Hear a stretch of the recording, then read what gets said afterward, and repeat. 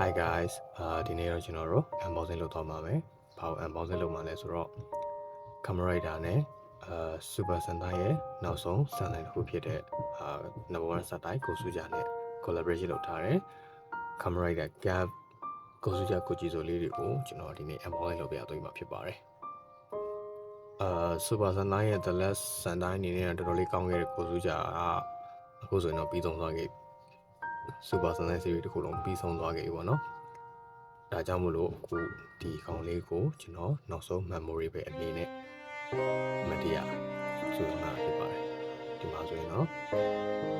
ဒါတော့ Goju Wolf ကျွန်တော်ခြိုင်ဆုံးကောင်ပေါ့ဒီကောင်လေး။ဒါလေးကတော့ Goju Tiano ဒီကဆိုရဲ့တူးလေးတော့ယုံကြည်ဖို့ပဲတူလေး။ဒါတော့ Goju Leon idol ပေါ့။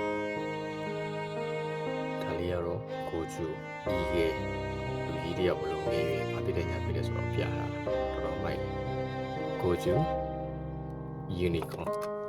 အပြေပြောစရာမရှိတော့တော်တော်လေးကို file ပါတယ်ဒါလေးကကျွန်တော် collection လေးပဲဖြစ်ပါတယ်ကိုကျူပိုလာပါခဲ့ရင်တော့ဒီ set လေးကတော်တော်လေးမိုက်သွားမယ်ပြီးတော့ပြည့်စုံသွားမယ်လို့ထင်တာပေါ့နော်ဒါပေမဲ့သူတို့က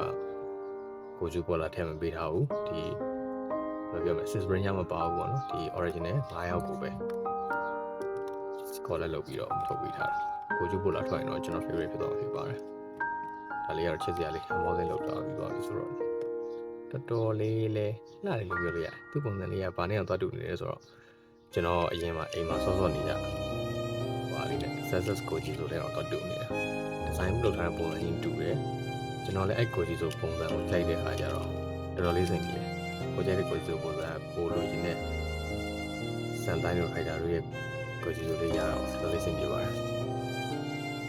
ကဲဆိုတော့ရောက်ပါပဲ။ကျွန်တော်တော့ညပိတ်ရလေးကြီးလေးပေါ့။ဒီမှာ